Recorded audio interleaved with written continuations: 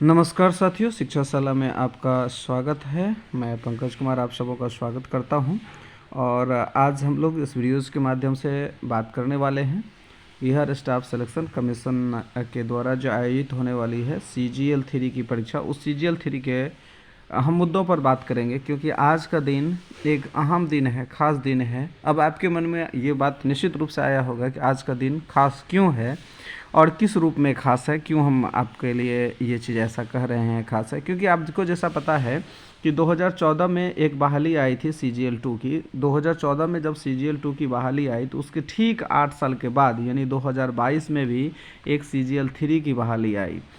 छात्रों के मन में ये आशा जगी कि चलो जो कम से कम 8 साल बाद ही सही, लेकिन बहाली तो आ गई, अब मेरी नौकरी इसमें पक्की हो जाएगी या होने की संभावना है। बड़ी गर्मजोशी के साथ फॉर्म फिलअप की, तैयारी की, रात को रात नहीं, ठंड को ठंड नहीं, एकदम अपना शादी ब्याह सब छुट्टी को मनाते हुए, मतलब छुट्टी को एक तरह से कैंसिल करते हुए अपनी पढ़ाई में अपना पूरा शिद्दत के साथ मेहनत किया, जिसका एग्ज़ाम 23 और 24 दिसंबर को हुआ। 23 दिसंबर को 2 पाली में परीक्षा हुई और 24 दिसंबर को 1 पाली में, जिसमें कि 2 पाली में से पहला पाली का क्वेश्चन आउट का जब मामला सामने आया तो छात्रों की दिमाग ठिकाने लग गई कि आखिर इसमें हो क्या रहा है, ये माजरा क्या है। फिर जा कर के जो है सेकंड शिफ्ट की एग्ज़ामिनेशन हुई, फिर 24 तारीख की एग्ज़ामिनेशन हुई। लेकिन कहीं ना कहीं देखा जाए, जब 23 तारीख का यानी 23 दिसंबर वाला पहला एग्ज़ाम शिफ्ट का जब क्वेश्चन आउट हुआ तो किस प्रकार से सेकंड शिफ्ट और 24 तारीख वाले शिफ्ट के एग्ज़ाम दे रहे होंगे स्टूडेंट और उनके मन में क्या चल रहा होगा। हालांकि पहले तो आयोग ने इसे मानने से इनकार किया, फिर जाकर के जब सबूतें दी गई तो आयोग ने क्या किया, 23 के पहले शिफ्ट के एग्जामिनेशन को कैंसिल किया। देखिए, आप कह रहे होंगे कि सर ये सब कहानी तो हम लोग जान रहे हैं, फिर आप बता क्यों रहे हैं। बताने के पीछे रहस्य है, आप इस बात को समझने का प्रयास करिए कि 23 वाला का पहला कैंसिल किया और क्या कहा कि हम 45 दिन में पुनः एग्जामिनेशन कराएंगे। ठीक है, हालांकि इसकी कितनी सच्चाई, मतलब कितना ये सही है, इस पर हम दावा नहीं करते, लेकिन आप लोग भी समझ रहे होंगे कि 45 दिन कितना दिन में बदल सकता है। ठीक है, बाकी 23 की दूसरी शिफ्ट की परीक्षा और 24 की पहले शिफ्ट की परीक्षा, ये दोनों वैलिड होगी, रद्द नहीं होगी। जबकि कुछ दावेदारों का कहना है कि 24 के एग्ज़ाम का भी क्वेश्चन आउट हुआ था, जो कि 8:09 में कुछ दिखा रहे थे, कोई 9:09 में, इस तरह से टाइमिंग कुछ था। तो एक प्रकार से कहिए तो छात्रों का ये कहना हुआ कि जब 23 वाला पहला शिफ्ट का कैंसिल हुआ तो क्या 24 का और 23 का दूसरा शिफ्ट कैंसिल नहीं होना चाहिए।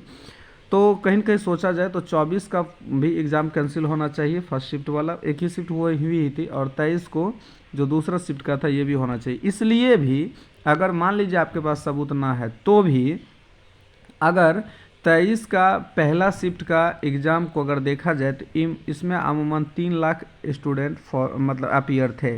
अब अगर इस 3 लाख स्टूडेंट को 45 दिन का एक्सटेंशन दिया जाए, यानी 45 दिन बाद आप परीक्षा आयोजित करवाते हैं, पद कितना है BSSC में, बहुत ज़्यादा नहीं, 2187 पद है। अगर इस 3 लाख स्टूडेंट को समय दिया जाता है कितना दिन का, 45 दिन का, तो क्या लगता है कि 45 दिन में वो 4-5 मार्क्स बढ़ाने के लायक तैयारी नहीं कर पाएंगे। निश्चित रूप से कम हमको लगता है कि 5 से 7 मार्क्स इंक्रीज करेगा उन छात्रों का जो 45 दिन तैयारी करेंगे। मैं मिनिमम में बात कर रहा हूँ, बाकी कितना कर सकता है आप हमें कमेंट करके बताइएगा।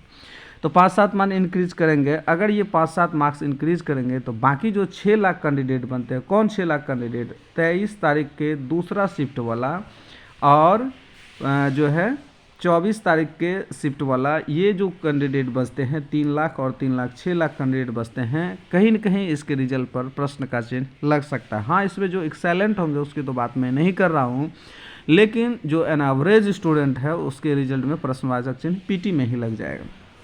तो इस प्रकार से कहीं न कहीं देखा जाए तो सारे यानी तीनों शिफ्ट की परीक्षा कैंसिल होनी चाहिए। ठीक है, जो मेरा कहना है, तीनों शिफ्ट की परीक्षा जो है वो कैंसिल होना चाहिए। अगर आयोग ऐसा नहीं करता है तो इसी को लेकर के आज का दिन खास दिन है। बताया गया था कि 4 जनवरी के दिन, ठीक है, एक महाधरना यानी आयोग के विरुद्ध नारेबाजी खुलकर की जाएगी, इसलिए कि आपकी परीक्षा पारदर्शिता के साथ नहीं होती है, क्वेश्चन आउट होता है, साथ ही साथ आपका जो CGL 3 का परीक्षा रहा इसको तीनों शिफ्ट को रद्द किया जाए।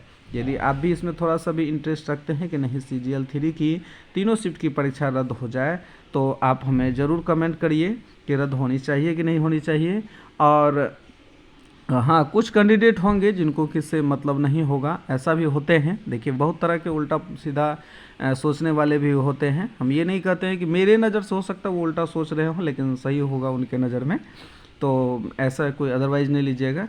लेकिन कहीं ना कहीं सोचा जाए तो एग्ज़ाम जो है वो कैंसिल निश्चित रूप से होना चाहिए, ठीक है। और इसको लेकर के आज जो है सड़क पर उतरेंगे कुछ अभ्यर्थी मतलब वो 3 लाख जिनका कि एग्ज़ाम कैंसिल हो गया, वो तो ऑलरेडी अपने से तैयारी में लगे हुए हैं कि चलो भाई हमें 45 दिन का एक्सटेंशन मिला है और ये लोग ऐसे कर रहे हैं तो ज़्यादा भी हो सकता है।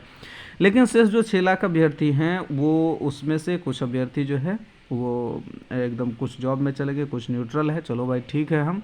लेकिन कम से कम अगर अपने दायित्व और कर्तव्य को समझे तो निश्चित रूप से उन्हें भी इसमें भाग लेना चाहिए।